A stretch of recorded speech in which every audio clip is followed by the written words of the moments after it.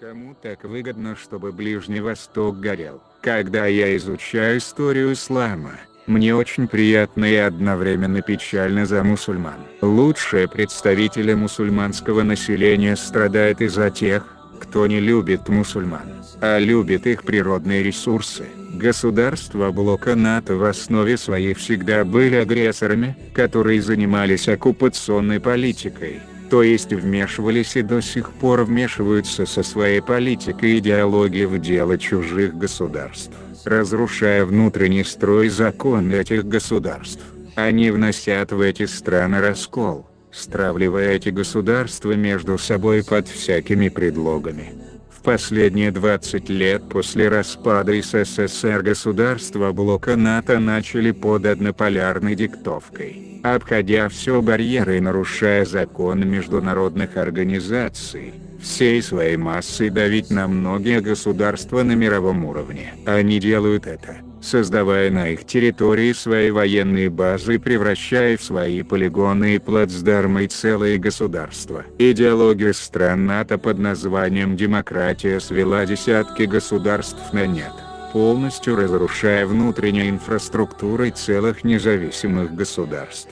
Взять, к примеру, одно государство Ближнего Востока — Сирия. 1. Природные ресурсы этого государства полностью переходят под контроль террористов. 2. Его население хотят превратить в дешевую рабочую силу третьего сорта, которые в дальнейшем будут поднимать экономику и численность населения стран НАТО. Одним словом, подданные за счет разрушения чужого государства. 3. Это геополитика всех исламских стран Востока, которые хотят подмять под так называемое исламское государство минус ИГИЛ. Страны НАТО создали такие террористические организации, как Аль-Каида, Хизб-ут-Тахрир, ИГИЛ и многие другие ячейки международного терроризма, которые пособничают с Североатлантическим альянсом для развала небольших исламских государств. Судя по всему, международный терроризм — это и есть спецподразделение ЦРУ,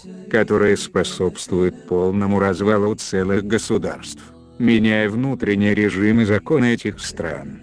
Разумным политикам и даже простым людям это было ясно давно. Страны НАТО проводят испытания всех видов вооружений с помощью международных террористических организаций. Эти организации, да и сам терроризм, не имеют никакого отношения к исламу и странам Ближнего Востока, то есть к исламскому миру. Здесь волей-неволей задается вопрос, зачем странам НАТО нужны тогда такие государства, как Грузия и Украина? Ни Грузия, ни Украина сами собой не нужны блоку НАТО.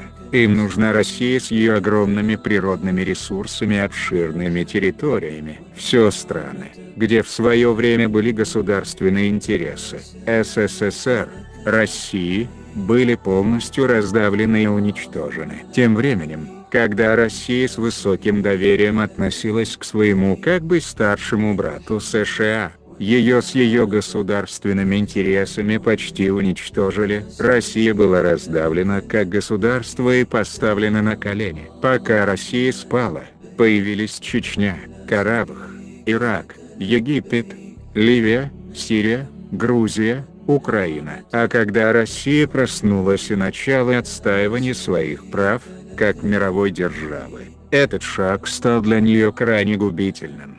Но в любом случае это для России вынужденные действия. Все эти санкции и блокады были приняты для того, чтобы держать Россию на коленях. Но, несмотря ни на что, Россия поднимается. Уважаемая молодежь Дагестана и России, не примыкайте к международным террористическим группировкам. Следуйте за муфтиями Дагестана и России и не сходите с правильного пути. Придерживайтесь сунны нашего пророка, мир ему и благословение. И главное, не забывайте об уважении к старшим и о почитании